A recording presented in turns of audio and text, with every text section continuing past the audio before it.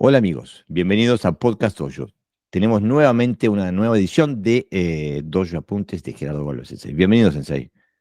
Bueno, gracias. Intentando exponer algo más que pueda ayudar a todos los que practicamos esto, ¿no? Porque a mí también, yo me ayudo también cuando rememoro algo que escribí hace mucho tiempo y, y me renuevo, vamos a decir. Así que es un ida y vuelta.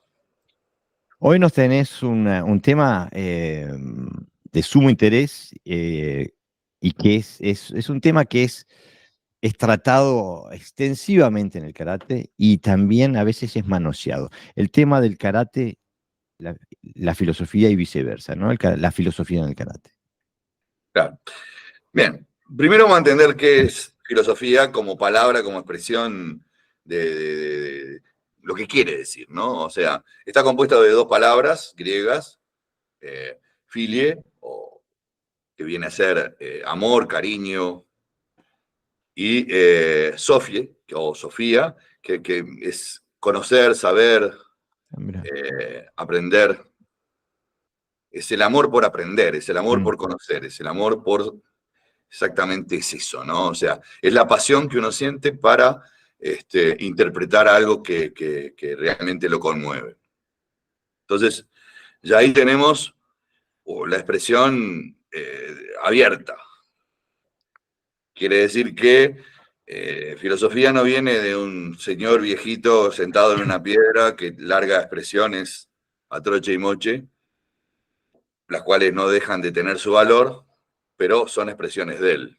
mm. O sea, todos nosotros tenemos una filosofía de acuerdo a lo que hagamos. O sea, podemos tener una filosofía, podemos tener un amor por la madera y entonces los que construimos en madera tienen un aporte diferente al que otro que hace exactamente lo mismo, ¿no?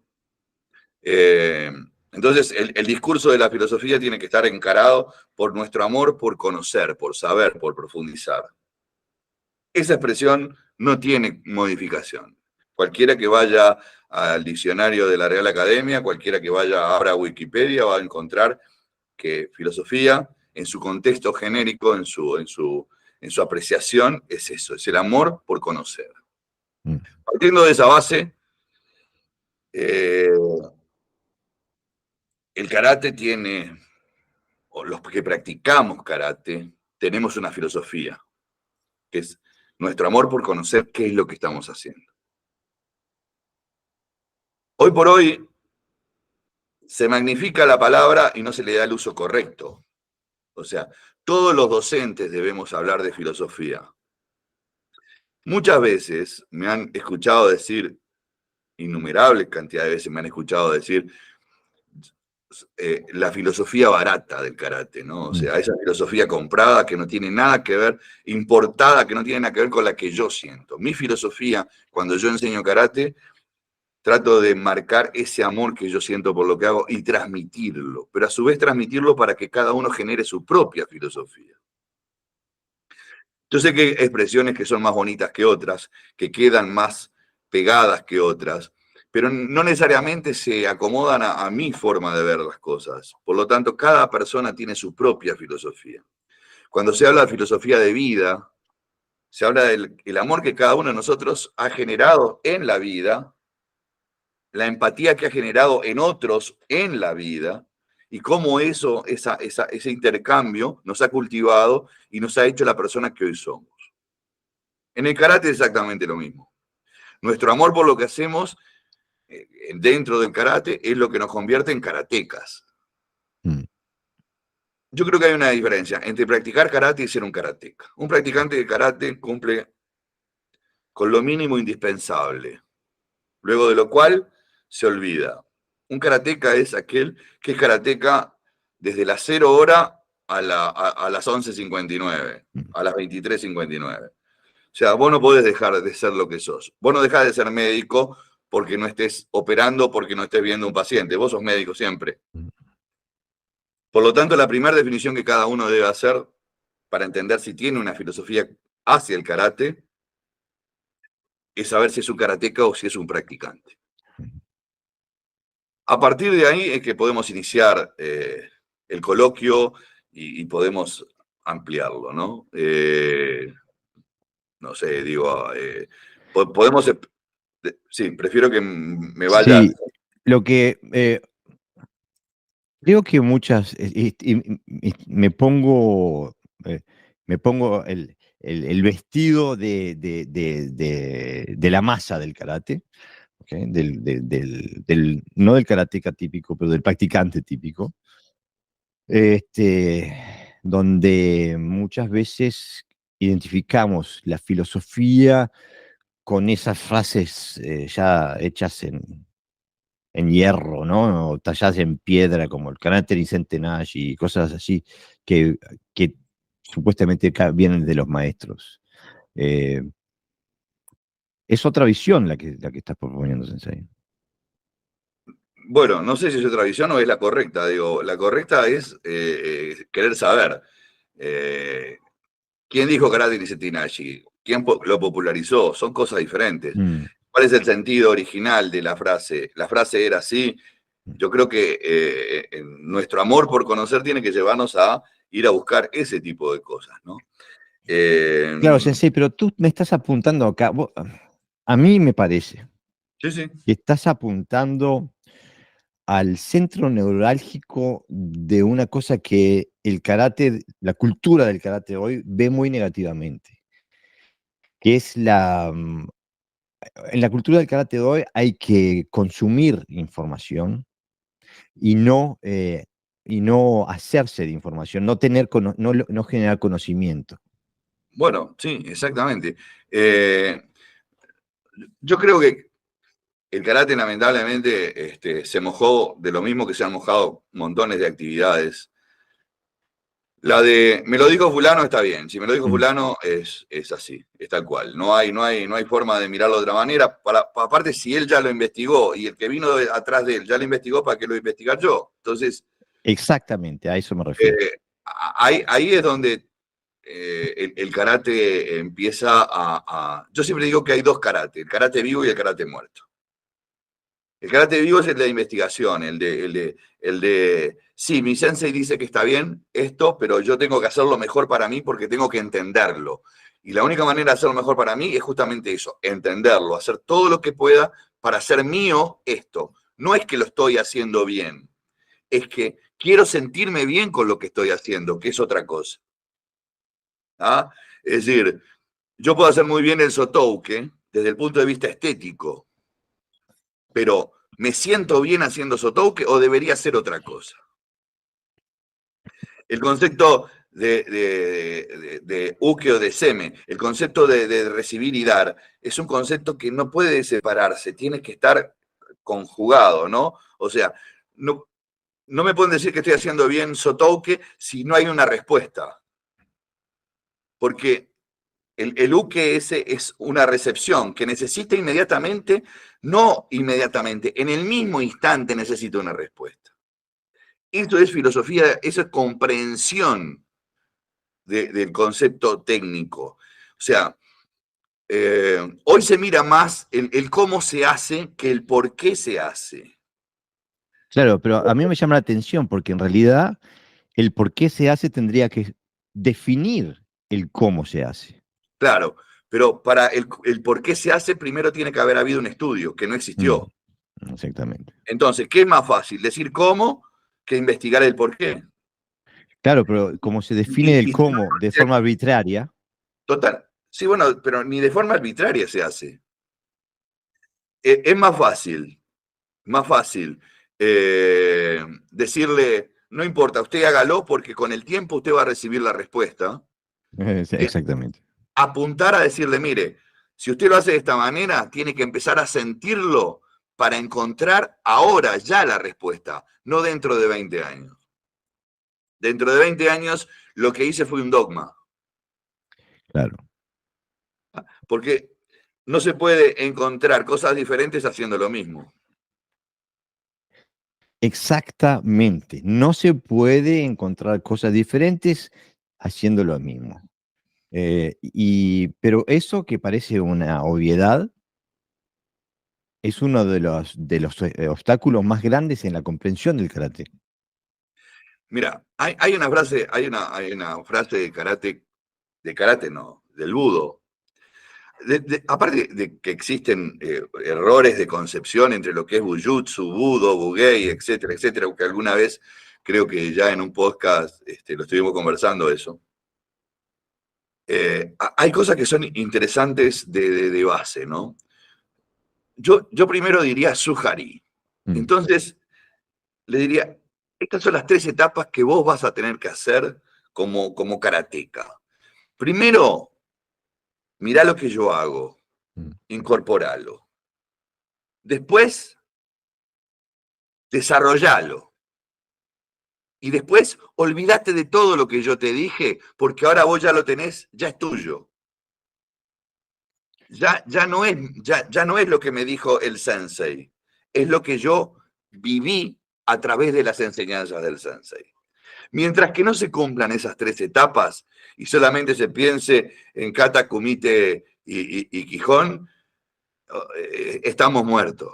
Por eso dije hoy que hay 2 karates, uno vivo y uno muerto. El muerto es el que solamente se estatiza a través de elementos que ya están inamovibles, ¿no? Es un karate que está perpetuamente en el Suhari. Exactamente, exactamente. Por eso yo a los jóvenes siempre les hablo de Suhari como algo fundamental, fundamental, como la gran como el gran elemento a través del cual tienen que. Mira, hay una historia zen, que está buena decirlo, zen, es una historia zen, o sea que hay filosofía, alguien que ama mucho lo que hace y trató de expresarlo y clarificarlo, que es el tema de la balsa. Había una persona que quería cruzar el río, pero no sabía cómo. Entonces viene alguien y le dice, bueno, ¿y por qué no juntás maderas? Vamos a unirlas y haces la balsa. Entonces esta persona aprendió a hacer la balsa. Luego el río estaba movido, entonces tuvo que aprender a hacer que la balsa no se hundiera para ir cruzando el río. Y luego que llegó al otro lado del río, digo, acá tengo la balsa. Y la empezó a cargar. Y caminaba con la balsa arriba, pero ya no había necesidad de la balsa. Hasta que se dio cuenta que tenía que soltar la balsa. Porque ya había cumplido el cometido. Eso es una filosofía, eso es amar realmente lo que estamos haciendo. Entender desde la sensibilidad hasta lo práctico. O sea, no todo es sensibilidad, pero tampoco todo es práctico. Tiene que haber una simbiosis entre las sensaciones y las cosas empíricas, ¿no? Una pregunta. Sí. Porque este proceso me da la impresión que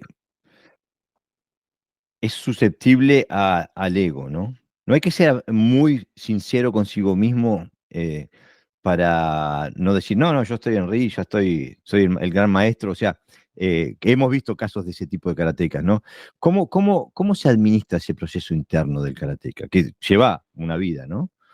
A través de la humildad. Pero la humildad bien concebida, ¿no? No la de labia.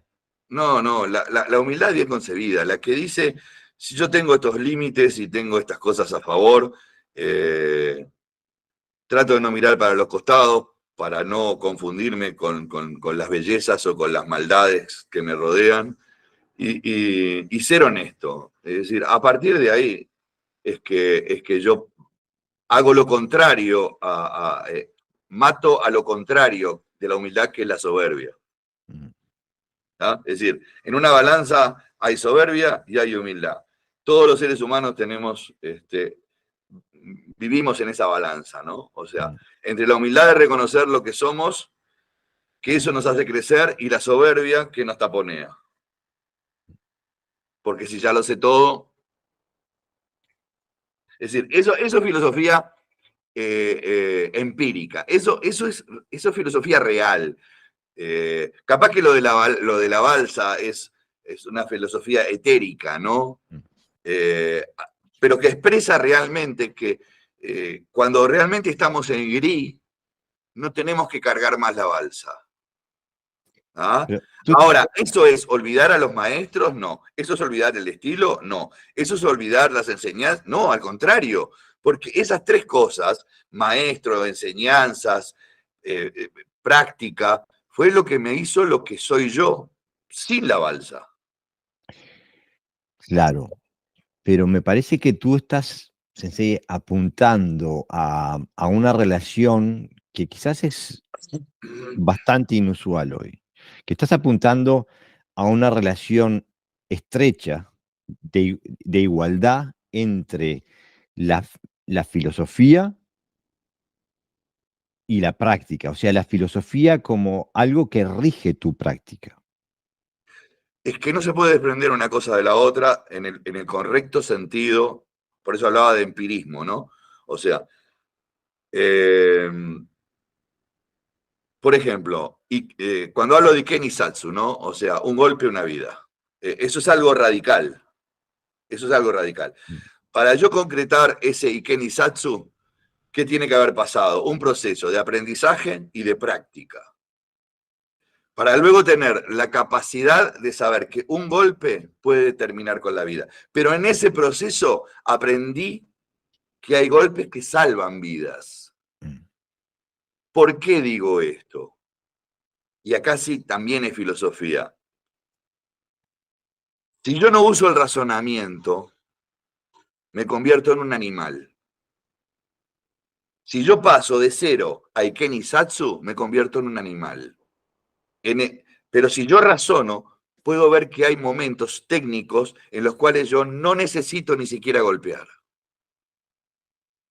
¿Ah? ¿Por qué? Y porque esa misma práctica que me llevó al Iken y Satsu me fortaleció en muchas cosas. No, ese fue un final, pero en el camino entre el principio y el final hubo un montón de aprendizajes que hicieron que yo pudiera frenar, dominar, ser yo dueño del Iken y Satsu. Yo soy el dueño en cierta manera, de la vida y de la muerte. Por supuesto. Eso es una filosofía fundamental que hoy no existe. Hoy nadie entiende que todo lo que está aprendiendo es letal. Claro. Es que no sé si no se necesita ni una sola técnica para ser letal. Se necesita la intención, ¿no? La decisión. Pero aparte, hay una cosa que a mí me llama sobremanera la atención de lo que estás diciendo, cuando lo comparo, porque, por ejemplo, en el diálogo con los compañeros que hacen comité competitivo y eso, especialmente aquellos que tienen una visión filosófica del comité competitivo, me hablan del karate Nisen Tenashi, ¿no? Yo digo, pero no se dan cuenta que hay un atacante ahí, o sea, en todo caso, como máximo, uno puede estar haciendo karate Nisen Tenashi en la práctica, ¿no? Lo que pasa es que pretenden darle una explicación filosófica a algo que en este caso no la tiene. No hay una explicación filosófica. Karate Nisen Tenashi, que podría tener un fondo esotérico, realmente es bastante explícito. Te está diciendo, en karate no hay primer ataque. No te está diciendo, un ataque es cuando alguien avanza hacia vos con una intencionalidad. Y eso ya es un ataque. Claro. Cuando alguien te mira y vos ves en esa mirada, ves el ansia de que te quiera hacer daño. No te dice nada de eso. Te dice en karate no hay ataque. Y como todo está basado en el desarrollo técnico puro y duro, no hay una profundización, no hay una profundización en el aspecto de que el karate te brinda más cosas que el perfeccionar tu cuerpo o mejorar tu actitud física, sino que hay una actitud mental, hay una actitud espiritual, etcétera, etcétera, etcétera. Entonces, te toma literal como cuando hago el bunkai del kata, literal. Entonces, podríamos decir, y decime si estoy errado, podríamos decir que el karate, que hay una filosofía del karate, pensando en el karate como lo que surgió con todo el proceso de asimilación de Okinawa al reino japonés, y que hay una filosofía del ti. Sí. Sí. Aparte, vamos a empezar, vamos a desglosarlo esto, ¿no? Karate Do es una expresión moderna, todos lo tenemos claro eso. El Do es el camino, ¿verdad? Ese camino espiritual que pretenden meterle algo que ya tiene su propia espiritualidad, que es el Ti. Entonces, el Do simplemente es para asociarlo, para japoneizar algo que no es japonés. ¿Ah? Y eso involucra muchas cosas, ¿no? A muchísimas cosas, incluso a las denominaciones. Cuando se le agrega el do, ya viene implícita un montón de nombres, de técnicas, etcétera, etcétera, que en Okinawa no quieren decir nada. Que si viéramos, voy a poner dos conceptos simples, Kime y Atifa. Kime es algo radical y punto.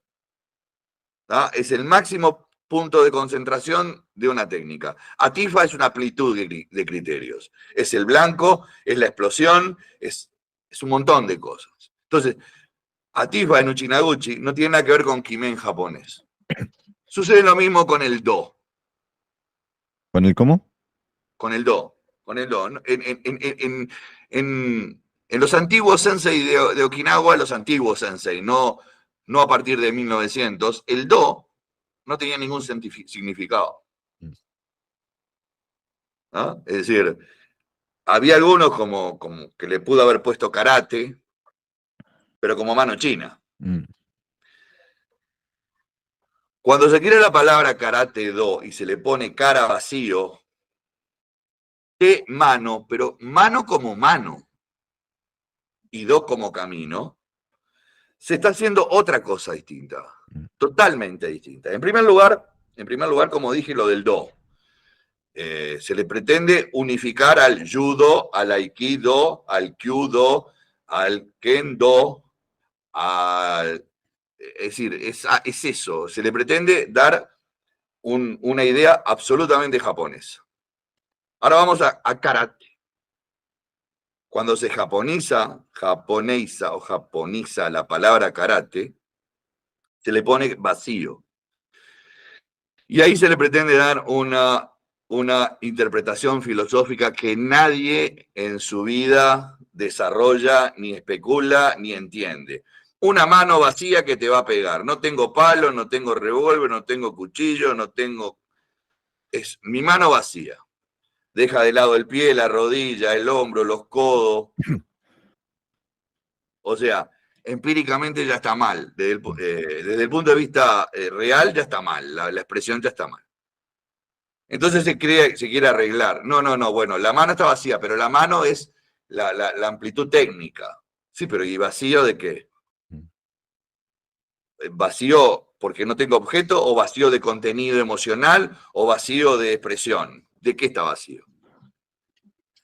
O sea que toda la expresión ya está mal desarrollada. Nadie se puso a pensar porque a todos les faltó filosofía de la palabra. Es decir, amor hacia la comprensión de la palabra. Pero sabes que escuchándote ahora, se me ocurre, digo, ¿podemos nosotros, de este lado de la historia, realmente comprender la magnitud del abismo, el salto que hubo que dar para ir de la filosofía del ti a la filosofía del karate do? O sea, el cambio radical que tiene que haber sido en la forma de pensar y de ver el karate. Sí, y claro, pero, a ver, todos los que han estudiado un poquito de historia, sobre todo de la historia del imperio japonés, saben que el imperio japonés todo lo quiso, si entraron en Corea, quisieron darle a los coreanos un nuevo idioma, una forma de escribir, una nueva forma de vestir. Lo mismo hicieron en Manchuria, lo mismo. En todos lados mataron la cultura original para darle su propia cultura. Lo mismo hicieron en Okinawa. La gente se fue acostumbrando a eso, pero eso no quiere decir que no hayan quedado vestigios del origen, sobre todo en las personas que se fueron. Las personas que partieron y se alojaron en otros lugares mantuvieron prácticamente todas sus costumbres. Interpretar el karate hoy por hoy es muy complicado.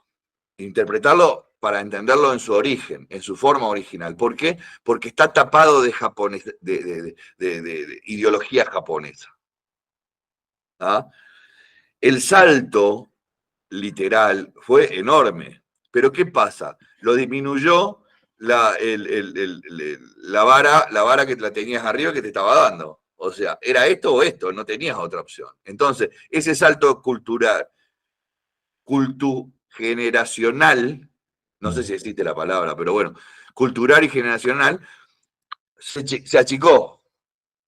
A fuerza de golpe se achicó. Entonces no se sufrió tanto. ¿Ah? Es decir, yo pienso que el que más lo pudo haber sufrido es Matsumura. Y toda la rama, y toda la gente de esa época, ¿no? Pero los que estuvieron antes de Matsumura no lo vivieron eso. Entonces, yo creo que Matsumura es el quiebre en ese aspecto entre lo antiguo y lo que empezaba a ser japonés. ¿Ah? Pero me parece, porque yo quiero decirle a la audiencia, ¿no? Porque parece que estuviéramos hablando, parece que tú y yo estuviéramos caminando por los pasillos de un museo y que vos me vas mostrando las vitrinas de los fósiles de la filosofía del karate. Y no es así. Cuando estuve en Okinawa ahora, hubieron varios incidentes, pero hubieron dos que me dieron realmente la pauta de que lo que estás diciendo es un ADN vivo, ¿no? Sí. Una, y no quiero dar nombres, pero un sensei con el ADN correcto, por así decirlo, en el sentido de su legado, su conexión con el karate antiguo. Mi alumno que habla perfecto japonés, habla perfecto japonés, este sensei le dice a mi alumno, la gente de Tokio seguramente piensa que vos hablas mejor japonés que yo. Eso fue uno. Y después, bueno, ahora todavía tengo los panfletos que cuando voy al Museo del Karate de Hokama Sensei y le digo que quiero visitar Japón con mi esposa y casi me arranca la cabeza. Y evidentemente hay un movimiento en Okinawa hoy por la independencia de Japón. O sea que lo que vos me estás diciendo no No es la independencia solamente, económica, pero sí la independencia cultural, sí. claro, pero entonces, o sea que lo que vos me estás diciendo no son fósiles en una vitrina.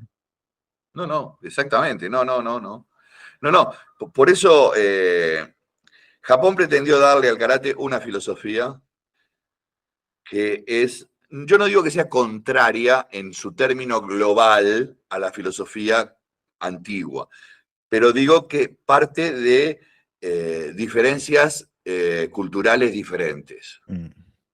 Cuando karate era Toudi, que era la fusión del Ti y el Kenpo chino, tenía ya una filosofía. ¿Ah? Tenía. La gente indistintamente llamaba al Kenpo o Ti o Toudi, indistintamente. Ujú. Pero cuando se le puso Karate-Do, ya no había indistinciones. Salvo que los okinawenses se negaron a agregar el Do de manera institucionalizada. Si vos ves, casi todo dice karate simplemente. Porque entienden de que es una filosofía agregada que no va con el concepto. Por ejemplo, por eso hablo de los conceptos en Uchinaguchi que cuando se trasladan al japonés no tienen nada que ver. El concepto dojo, por ejemplo.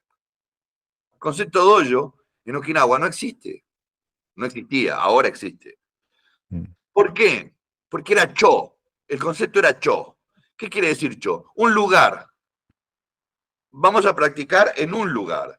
Ese lugar podía ser el fondo de mi casa, el jardín, un cuarto o la playa. Por eso, Hombu Dojo no es la expresión correcta, es Hombu Cho, que es la central donde yo entreno.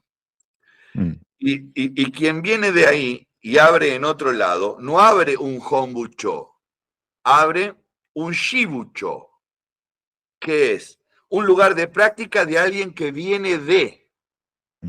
Y a su vez, el que viene de un Shibucho y abre también, va a crear un Fukushibucho, que es el que viene del lugar donde está aquel que vino del original. No sé si entendés. Sí. Hoy todo el que abre un Hombu Dojo. Y está mal, está mal. Pero eso es un concepto japonés, que no es okinawense. El que yo te dije es okinawense. Pero me gustaría, porque he estado en este tipo de intercambios antes y ya sé los contraargumentos que están surgiendo en la mente de la audiencia. Y por ejemplo, Matsumura dejó una serie de principios en la carta a su alumno, ¿no? Sí. Podríamos decir que ese era representativo de la filosofía del tío, del Tudi, o era ya parte del Do. Porque sé que hay gente del Do que se quiere No. se quiere apropiar de eso. Claro, no, eso era una filosofía. Eso era, él está diciendo con todo su amor a ese alumno, que vamos a entender, no era Itosu. No. Kuwai Rosei era uno de sus alumnos, quizás el que él entendía que tenía una mentalidad más amplia, por eso es que le deja esa carta. Eso corre por mi cuenta, no está en ningún lado, ¿no?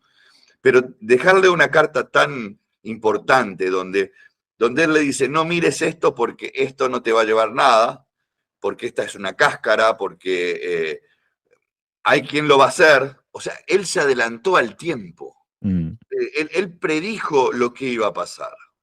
Esa carta es prácticamente, si la hubiera escrito Nostradamus, era una de las tantas predicciones, ¿no? Porque si bien está velada de un montón de información, por otro lado, para quien entiende un poco el concepto okinawense de la existencia, no le genera ningún tipo de duda, sabe perfectamente a lo que está hablando Matsumura, ¿no? Yo creo que Matsumura entendía que los japoneses iban a arrasar culturalmente a Okinawa. Y entonces le está diciendo, lamentablemente Kuwai Rosei no dejó ningún alumno, no hizo escuela, por lo tanto lo único que queda es esa carta y una exhibición que hizo en 1896 en Japón, ya muerto Matsumura. Matsumura. O sea que Kuwai Rosei fue uno de los primeros, o digamos que fue el primero en hacer una exhibición, no fue Funakoshi, en Japón, mostrando cuál era el sentimiento y el sentido okinawense. Y no tuvo una repercusión buena. La gente de Japón no entendía qué estaba haciendo. ¿Ah? Volviendo otra vez a la expresión karate-do, porque a mí filosóficamente me rechina la palabra ya en todo en todo. Verla ya me ponen los pelos de punta, los que no tengo.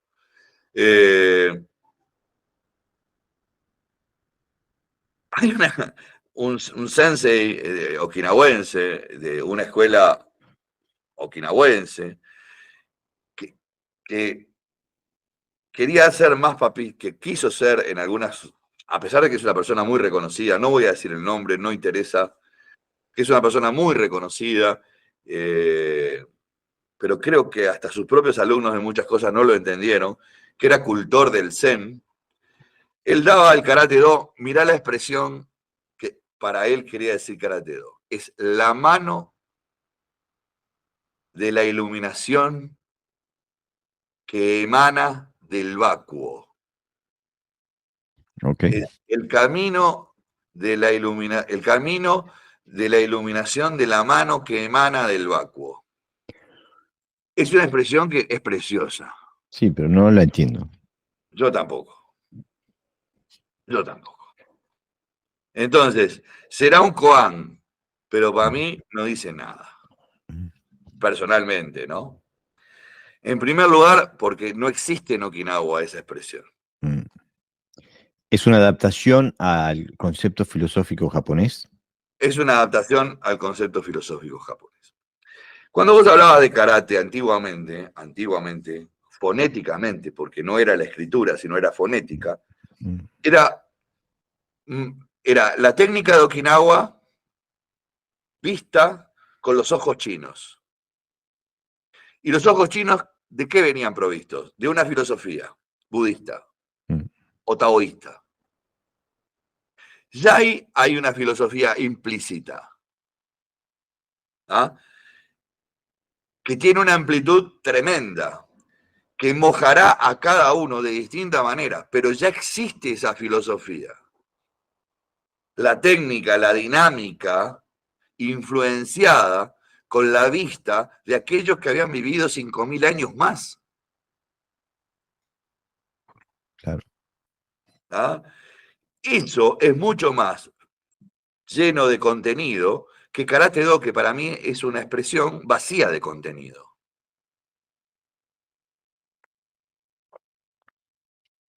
Entonces, cuando alguien me pretende hablar de filosofía utilizando esos conceptos,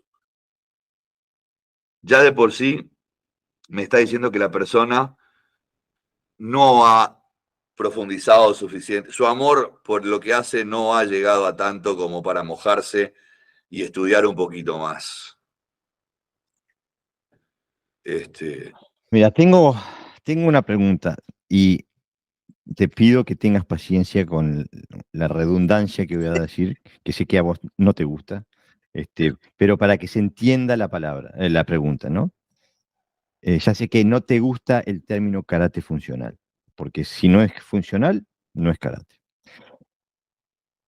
Pero se puede decir que hay una contradicción entre lo que vendría a ser el contexto filosófico y por lo tanto técnico y metodológico del Karate Do y aquellos sistemas que buscan la funcionalidad en su metodología y en sus resultados. Yo no creo que sea una contradicción, creo que son dos cosas diferentes. Claro. Es decir, cuando vos decís karate funcional, para mí no son dos cosas diferentes, es la misma cosa Es repetida. redundante. Sí. Ah, pero cuando vos me decís karate do y cuando vos me hablabas de ti, yo digo, son dos cosas diferentes. Buscan diferentes cosas. Una está avalada por siglos de práctica y de devoción, y la otra es nueva, que está haciendo un camino totalmente diversificado por otra parte, porque dentro del Karate Do, o de los que se amparan en la expresión, tenés una variedad enorme de conceptos que sí son contradictorios si uno los mira. Es decir, tenés karate de contacto, tenés karate deportivo, tenés karate estático, es decir, tenés una pluralidad de valores que ninguno puede ser transportado al ti, ninguno. Porque incluso si vos me hablás del karate de contacto transportado al ti, yo veo lo que es el karate de contacto hoy por hoy y lo que es el irikumi, por ejemplo, que sería, o el kakie, irikumi o kakiri, y no tiene nada que ver. Mientras que uno se pegan, son máquinas de pegarse, en el otro es el momento para pegar una, nada más. Entonces, Mirá, perdóname, ya eso lo está haciendo que sean antagónicos, no. claro, y sigo intentando. Imagínate que soy un cartógrafo moderno, ¿ok? Estoy intentando buscar, hacer el mapa, trazar el mapa de dónde hay puntos de coincidencia y dónde no, y dónde hay espacio, ¿no? Porque, por ejemplo, acá en Europa, en los 80, la gente de John Blooming, del Kyokushinkai, impulsó una cosa que llamaban el Budo Karate, que ahora eso está casi desaparecido, pero ahora veo que hay, especialmente en América Latina y en América, que viene gente de Shotokan con el mismo nombre. No sé si es un concepto parecido, pero con el mismo nombre del Budo Karate.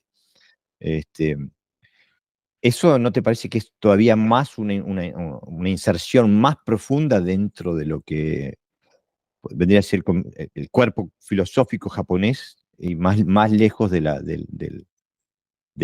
raíz filosófica del karate? De ponerle el budo antes. Porque ya no es ni do, ¿no? Ya es el budo, ¿no? Es que ya la propia expresión tiene es una mezcla. Ujú. Ya la propia expresión está mezclada.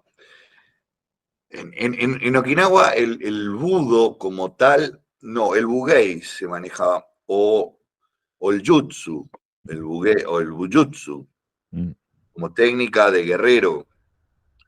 Pero cuando hablas de camino de guerrero, Bien. es una expresión, Es moderna, ¿no? es absolutamente moderna, ¿no? Es como Bushido, ¿no? O sea, el Bushido nace de una novela, por allá por 1898, 99. Una novela que un japonés que era ciudadano norteamericano se puso para escribir de los valores que tenían los samuráis. Ahora, el Bullido es ya te digo, es una creación novelesca, ¿no? Como la de los caballeros andantes del medioevo europeo, Ujú. cantada por los juglares. Pero eso quiere decir que los guerreros no tenían una filosofía, no tenían Sí, la tenían, obviamente que la tenían que tenerla. Pero eso no quiere decir que todos tuvieran la misma filosofía. Supongo yo que cada guerrero en cada clan tendría una filosofía, que constaría de 1 punto, 3 puntos, 5 puntos, 20 puntos, no sé, dependiendo del nivel jerárquico o del nivel cultural que tuviera. Pero por eso te digo, generalmente las practicantes de artes marciales en general, en una época, en nuestros primeros años, fantaseamos demasiado. Mm.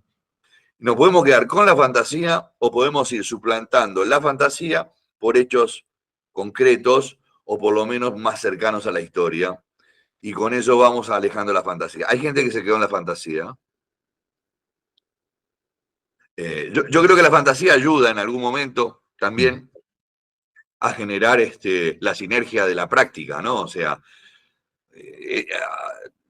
soñar que uno es un gran guerrero, por ahí te ayuda al otro día a ir a practicar. Mm. Que si no fuera por eso, no te hubieras. Pero bueno, esos son elementos aleatorios que no tienen un peso específico, ¿no? Lo importante por eso es que filosofía es eso, es el amor por saber, por conocer. Aplicarle a la palabra el correcto sentido es lo más importante. Por eso hablaba hoy de la correcta expresión okinawense contra la mala expresión japonesa. Se, Por- se- se malinterpretan las cosas cuando se quieren transformar y llevar a palabras con otro contenido. Pero entonces yo te pregunto, Sensei, por más que podamos afirmar con cierto grado de autoridad de que el do del budo y de todos los Gendai budo japoneses son una expresión moderna, una expresión filosófica y metodológica moderna, y que también ha sido adoptada en el karate moderno. ¿No tiene ningún tipo de valor desde el punto de vista filosófico o ético el do? Por supuesto que tienen valor. Por supuesto. Sacá el karate de ese contenido. Todas las prácticas marciales en Japón tienen un enorme valor, pero tienen el valor de su propia cultura, de su propia tradición cultural.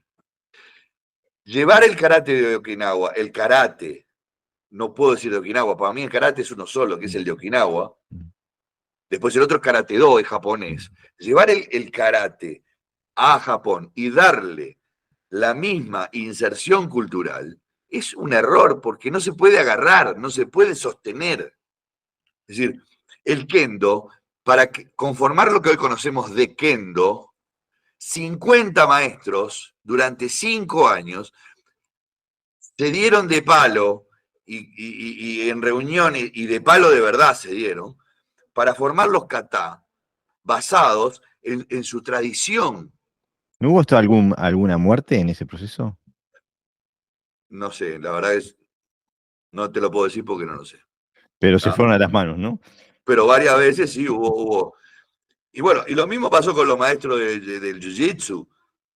En el caso de Jigoro Kano, él se ungió como líder y lo creó punto y aparte. Y en el caso del Aikido de Morihei Ueshiba, bueno, cuando son personas que están tan arriba y tienen tanto poder social o económico, ¿y quién le va a venir a golpear la puerta y decir, no, mirá, esto lo hacíamos hace 200 años? Entonces, por ahí no. El okinawense, el okinawense con tal de sentir, a ver, el okinawense esto también tiene un valor filosófico. El okinawense de campo, el tipo de la villa, el tipo pescador, no tenía mucha injerencia en cuanto a si era japonés o chino o no. Él tenía, de sol a sol tenía que laburar. Entonces, mientras que le alcanzara para sobrevivir él y la familia y la villa, el que sufrió más esto y lo dividió y lo sumergió en un problema sociocultural económico fue el de las clases altas, el que vivía en Yuri. Ese se dividió entre los que querían ser japoneses y hacían todo lo posible por vestirse como japonés, hablar japonés, fueron los primeros que se cortaron la coleta, fueron los que entraron en la era Meiji, pero así, de plano. Entre ellos Funakoshi, por ejemplo. Mm. Después estaban los que querían ser chinos, entonces trataban de viajar a Fuchu y convencer de que los ayudaran y al final no te... Y los del medio, los que, bueno, si somos chinos y somos japoneses. Mm. ¿Ah? Esos que ahora, que ahí decían, si soy chino, y si, bueno, si tengo que ser japonés, soy japonés, hoy son los que dicen, queremos ser Uchinanchu. Mm. ¿Ah? Esos son los que hoy dicen, queremos ser Uchinanchu. Pero los aristocráticos, los aristócratas que quisieron realmente ser japoneses se convirtieron en más japoneses que los japoneses. ¿Ah? Y es triste eso, ¿no? Es triste. Es Claro, triste. porque hay un aspecto que no se habla mucho, es que, por ejemplo, aquí en Dinamarca, Dinamarca estuvo ocupada por Alemania nazi durante la Segunda Guerra Mundial. Y ellos tenían, bueno, una resistencia contra la ocupación, una resistencia armada. Y había un movimiento que se llamaba Holger Danske, que se especializaba en ajusticiar a traidores de la patria. Le golpeaban la puerta, decían, no, páncate. Este, y desde la perspectiva de lo que fue la ocupación nazi en Dinamarca en 1941 al 45, si la aplicamos a Okinawa, hay más de uno de estos próceres del karate que hubieran sido ajusticiados como traidores de la patria. Sí, sí, sí. Eh, hay unos cuantos, Unos cuantos, sí. hay unos cuantos. Mm. Eh, lo que pasa es que es bravo pasar de tenerlo todo a no tener nada y no saber Mm. hacer nada. Mm. Porque ya no es no tener nada, sino que tampoco tenían la opción nunca habían pescado, nunca habían labrado, nunca habían cosechado, nunca habían. Entonces, no eran orfebres, no eran. No, se rascaban la oreja todo el día. Entonces, obviamente, no, era bravo aceptar ese cambio tan radical, ¿no? A pesar de que tuvieron 5 o 6 años donde siguieron recibiendo expensas, ¿no? Mm. sabían que a la corta o a la larga eso se iba a cortar. Se cortó con los samuráis, no se iba a cortar con Okinawa, ¿no?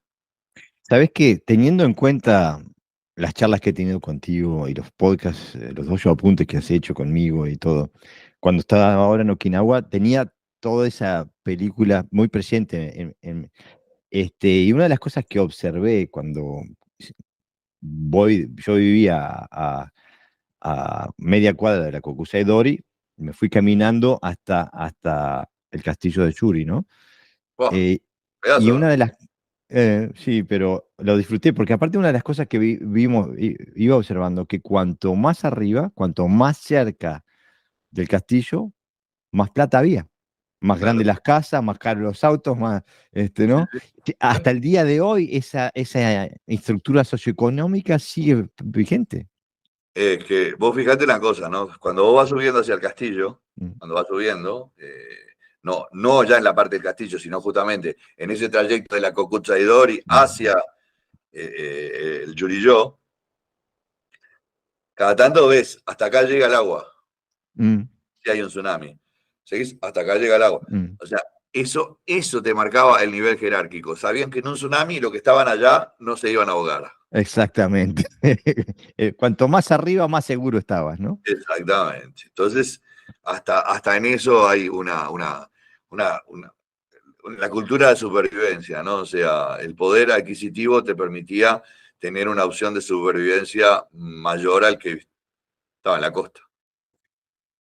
Claro, y otra cosa que me llamó sumamente la atención, que incluso me hace acordar, a mí me gusta la historia del Imperio Romano, especialmente la de la República, o sea, la última parte de la República. Y siempre que le preguntas a alguien, nombrame un romano, te dice, yo qué sé, Julio César. Lo Decir, que es nómbrame otro, y te dice, no sé, Cícero. Marco Antonio, yo qué Marco, sé. exactamente. Y todo lo que te nombra se conocían entre ellos, eran la misma generación, estaban todos se conocían. Este, y me pareció que había un fenómeno más o menos parecido en Okinawa, porque cuando voy a la tumba de Matsumura a prestarle mis respetos, veo que ahí está Hanashiro Chomo. Y Sí, un poquito para... es como que estaban todos ahí, eran... sí, las tumbas de cualquier manera no te dije mucho porque, salvo algunas específicas que son vas de a ver que familia, tienen ¿no? forma de tortuga, Sí. eh, casi todas fueran reconstruidas, ¿no? Ah, ok. Que fueron Ah, destruidas durante la guerra o algo. sí, sí, fueron destruidas. Entonces, esa que tiene forma de tortuga es porque estaban metidas dentro de un montículo y por ahí ese se salvó y esa quedó, ¿no? Ah, mira. Este, pero sí, la de Chivana, por ejemplo, está en un montículo ahí que eh, la verdad está totalmente descuidada, no sé ahora, pero bueno, Es que la familia de totalmente, Chivana no existe más. sí existe, sí. Ok, Tiene familia, hay familia Chivana. ok. Eh, por ahí, medio lejos, pero hay familia chivana, sí. Este, bueno, por eso te digo, lo de las tumbas es un poco. Pero digo, la generación que nos formó, se conocieron casi todos. Digo, Matsumura conoció a Itosu, Itosu conoció a Funakoshi, Itosu conoció a Chibana. Bueno, porque existe, ¿te acordás que el otro día hablamos de genealogía Eh, y bueno, por ahí no están en la misma genealogía, pero están en la misma línea. sí, por eso. Y a O sea, veces nos olvida. hay un Hay un contacto. contacto, sí. ¿Tá? Yo no creo yo creo que entre las cosas que a Matsumura no le gustaban mucho era justamente esa prepon- pre- esa predisposición que tenía Itosu por ser japonés, ¿no? Mm, claro. Eh, Eh, eh, por ahí hay una cosa, porque todo el mundo habla de que, todo el mundo, por algunos historiadores han llegado a la conclusión de que había un tratamiento un poco despectivo de Matsumura hacia Itosu, mm, ¿no? mm. Y habría que ver, eh, no creo que fuera porque era gordito o porque era bajito. Creo que existían otros Sí, detalles, ¿no? en, Sociales, capaz. En cambio, los alumnos, o sea, no, las líneas que salieron de Itosu, todos apuntan a la conexión con Matsumura, cuando en realidad quizás no fue tan profunda No, no, la no puede, no relación. puede. Fíjate que hay una parte de conocimiento entre Matsumura y Tosu cuando ambos trabajaban en el castillo, ¿no? Mm, ¿Ah? Uno era jefe de guardaespaldas y el otro era un administrativo, que era mm. Itosu, ¿no? Y en ese momento fue, creo que, cuando empieza a practicar Itosu con Matsumura. Pero después hay un quiebre que dura mucho, porque en ese quiebre Itosu tiene dos maestros, ¿no? Hasta que uno le dice, bueno, yo ya no te puedo enseñar más, pero aparte lo que te enseñé está lejos de lo que es el ti. Yo creo que tiene que volver con Matsumura. Cuando vuelve a Matsumura, Matsumura ya muy viejo. Seguro. ¿Ah? Entonces, si bien por alguna razón los sensei, esto me hace acordar a los rabinos, viste que los rabinos a lo largo de la historia, ¿no? Si te gusta la historia, vas a leer que los rabinos no escriben nada, porque si escriben se convierte en ley. Ah, Y yo creo que esto tiene mucho que ver con que los maestros no dejaron claramente un descendiente o una predisposición que dijera, bueno, entonces es el heredero, ¿no? Porque el maestro tenía mucho. Es como decir, en Jesús el alumno predilecto era Juan, pero sin embargo la historia lo pone a Pedro. Ahora, ¿a mm. Pedro lo pone Juan o lo pone Pablo, que fue el verdadero creador del cristianismo? Bueno, no quiero entrar en eso tampoco, pero digo, Pablo fue el Konishi de la cristianidad. y Pablo, y sí, en cierta manera sí, en cierta manera tuvo Mm, mucho que ver, ¿no? mm, Con Ishii, con la actual concepción del karate do japonés, ¿no? mm, Pero lo hizo con muchísimo respeto. mm. Muchísimo Lo hizo Con, respeto, eso es verdad. con muchísimo Mm. respeto, lo hizo con muchísimo respeto. Entonces, Pero, sí, ¿te parece que, porque el gran tema no, la subcorriente que se percibe acá, no es el hecho de que exista el Karate Do bueno, y que viva y que florezca, sino que ha habido una opresión, como un intento de borrar el pasado anterior, eh, de borrar las huellas okinawenses, las raíces del karate. Y eso lo digo yo, que viví toda mi vida del karate japonés.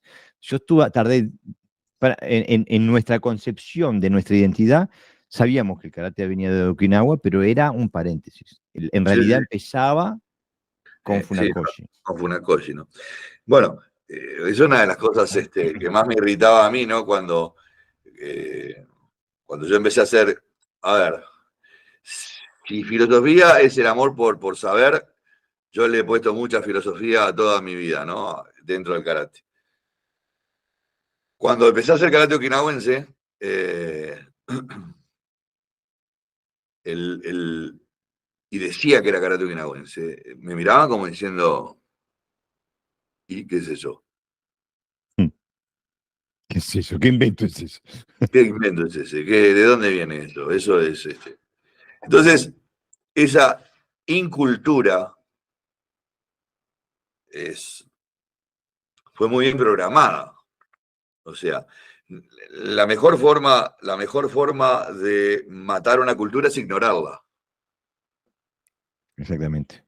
¿Ah? Entonces, obviamente que los japoneses, eh, el profeso la ignoraron y después se convirtió en algo natural, normal. Se Normal. normalizó la mentira. No era una mentira, era simplemente un desconocimiento. Se normalizó la incultura. Bueno, mentira por omisión, podemos decirle, porque no era una construcción real en realidad. ¿Mm? No, ahí está. Ahí está. Es una mentira, eh, eh, entre comillas, ¿no? Mm, Como vos decís, por omisión. Por omisión y por falta de filosofía.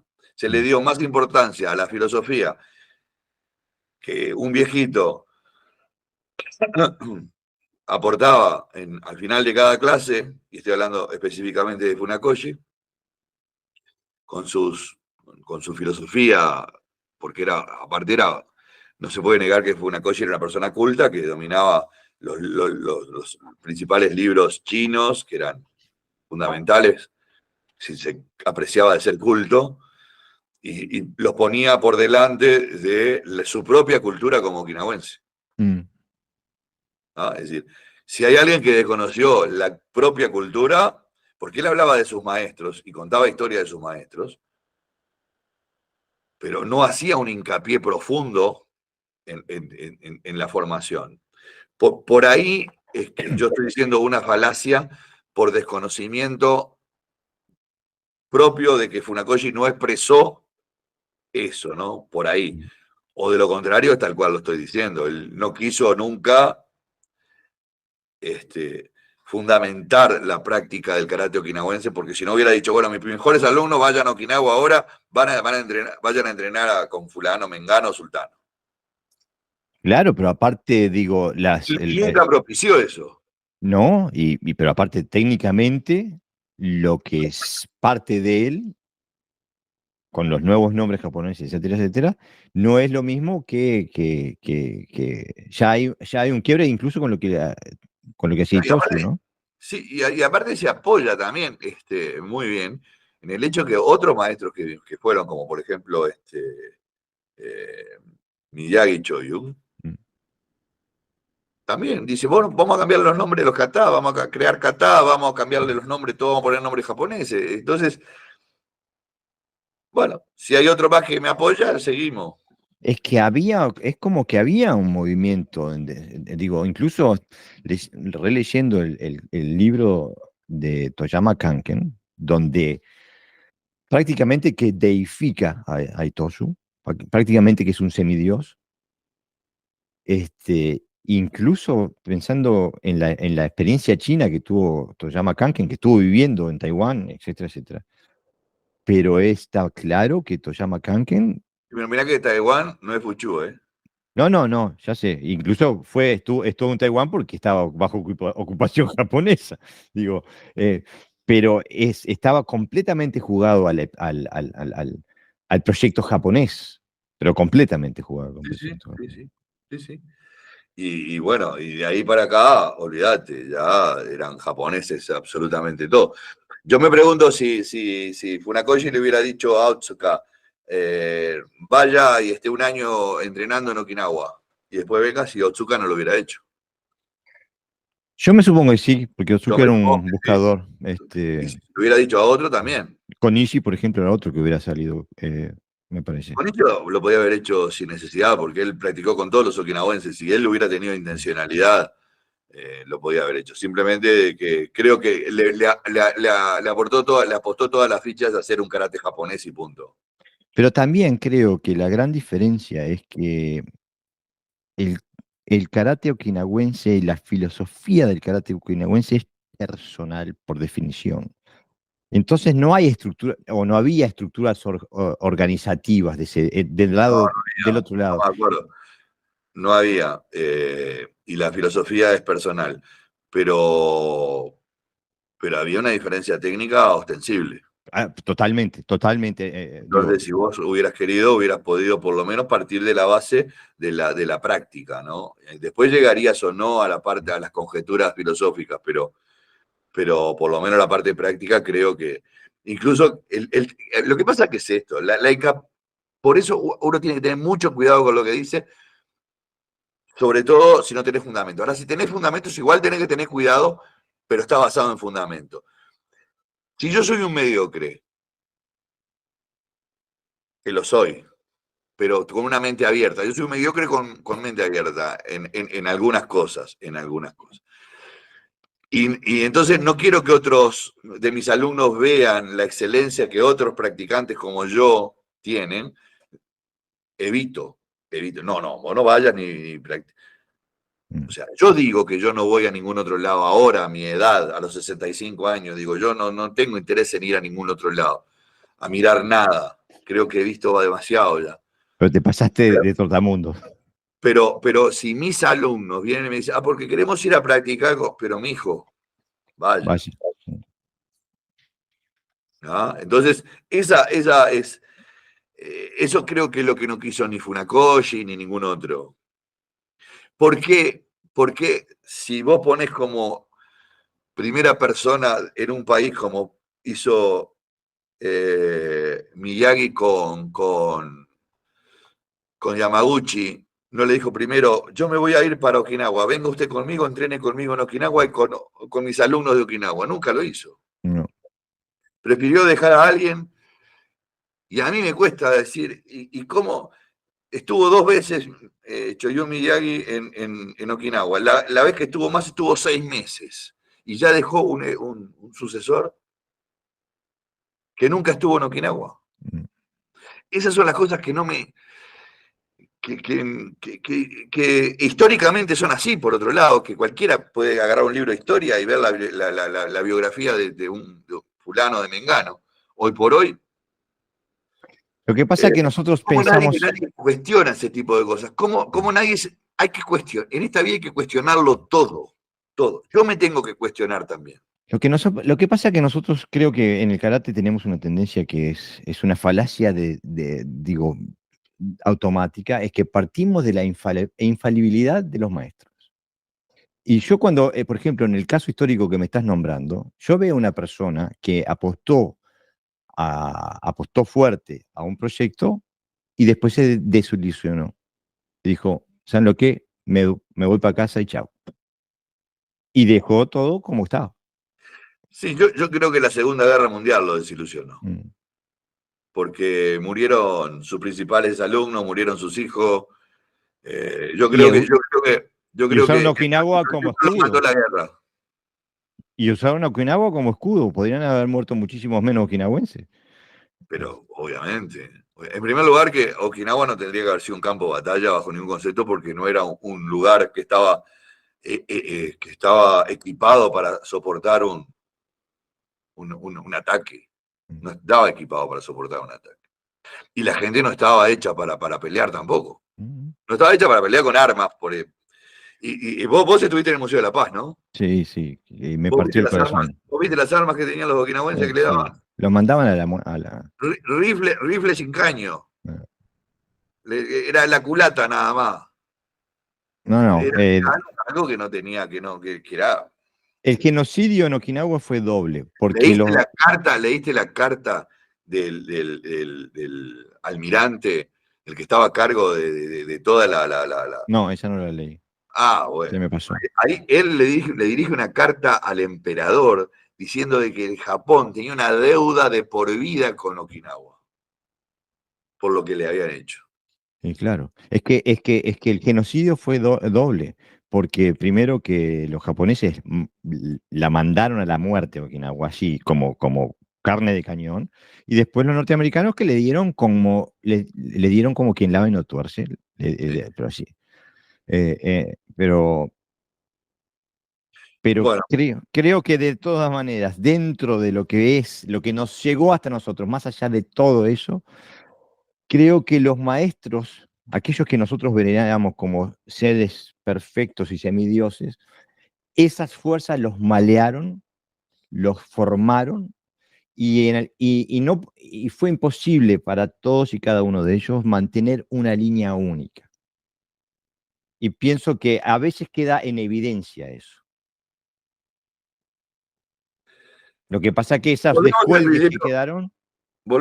Yo creo que acá volvemos otra vez al principio de la conversación. El elemento fundamental para generar una filosofía es una de las cosas sobre las que se deben mover todas las virtudes, que es la humildad. Yo creo que, voy a volver a poner a Funakoshi, no crean que yo me estoy ensañando con él. Lo pongo a él como ejemplo, pero baje en genérico a todos los maestros que fueron a Okinawa, todos los okinawenses que fueron a enseñar a Japón. Perdieron el grado de humildad que dice que hay que anteponer a uno mismo los valores que arrastra. Mm. Si vos arrastrás, llevás valores importantes, tenés que anteponerlo a tus intereses. Esa es la humildad. No solamente alcanza con hablar de humildad. Y para todas las demás virtudes que se constantemente se hablan las virtudes del samurái, las virtudes del karateka, las virtudes de... El primer elemento a través del cual se van a generar todas las demás virtudes es la humildad. Y eso, Sensei, es a lo que yo apunto cuando digo que muchos de los maestros que nos formaron no tuvieron la fuerza Humildad. para mantener esa humildad. Que en algún momento tuvieron que doblar la rodilla por otras cosas, por un pedazo de pan o lo que sea. No me voy a poner yo a juzgar, pero no pudieron mantenerlo. Sí, o porque las luces, viste que las luces del bequelote te iluminan demasiado, viste que las luces del escenario, cuando se prenden, te hacen ser otro, viste. Empezás a representar un personaje. Y yo creo que muchos representaron un personaje que en realidad no eran, ¿no? Claro. Y entonces, bajo esa égida, hablar de filosofía es muy complejo porque por la propia definición de la palabra, ¿no? Es el amor a la búsqueda, y la búsqueda es la búsqueda de la verdad. No la Y, búsqueda de un concepto no, no, fabricado. no, es la amplitud de la búsqueda, ¿no? Entonces, eh, si tuviera que definir la filosofía de la práctica, yo diría Suhari. ¿Ah? Y si tuviera que definir la filosofía del karate, diría solamente Ti. Bueno. ¿Ah? No, no, no. Todo lo demás, como el camino de la iluminación del puño que emana del vacuo, es una parafernaria de palabras casi impronunciables como un trabalengua que terminan en el vacuo, en el vacío, ¿no? Porque vacuo es vacío, ¿no? Y la vacuidad y el vaciarse es una actitud diaria que todos los seres humanos nos hacemos. Nos vaciamos entre la noche y el día, en la parte del sueño, nos vaciamos de tensiones para que al otro día podamos andar, porque si no, nos explotaría la cabeza. Si el sueño no fuera ese momento de vacío, no podríamos soportar 2 días por todo Exactamente. lo que asimilamos durante el día, aunque no nos demos cuenta. ¿Ah? Y bueno, entonces creo que ya nos pasamos estamos por la horita y 20. Este, espero que la audiencia pueda resumir lo que dijo Sensei, sacarlo en limpio. eh, Y que Creo pregunten. y que pregunten también, que manden preguntas. También les sugiero a la audiencia que realmente escuche lo que dice Sensei, porque no estamos hablando mal de nadie. Estamos constatando las realidades históricas. Después los valores que les podamos poner son otros, ¿no? Como por eso le pregunté yo a Sensei, pero el karate do no tiene, el do no tiene valores. Sensei me dice, sí, por supuesto que los tiene. No estamos negando una realidad, estamos apuntando a una realidad. Exacto. Digo, eh, no podemos, yo no puedo poner en una misma bolsa al karate que al karate do, o al budo karate, o como quieran llamarlo. Para mí existe solamente una forma, que es el karate de Okinawa. Entonces, pero eso es para mí, para Gerardo Alves, para mí. Y yo hablo en función y me hago responsable de mis palabras, eh, por lo tanto, hablo de esa manera. Pero lo hago también, o sea, yo siempre digo, yo acepto todas las críticas, y sobre todo, si vienen fundamentadas, porque una crítica en vacío, por lo que a mí me parece, es lo mismo, es palabra contra palabra. Ahora, todo lo que se fundamenta, yo eso lo valoro mucho. Bueno, entonces instamos a la audiencia a dejarnos preguntas en las redes sociales o en la página de Spotify del podcast, que nos dejen las preguntas y Sensei las responderá. Por supuesto que sí. Bueno, De nada, entonces, muchas gracias. Gambate Kudasai. Gambate Kudasai, me ganaste. Te gané, sí.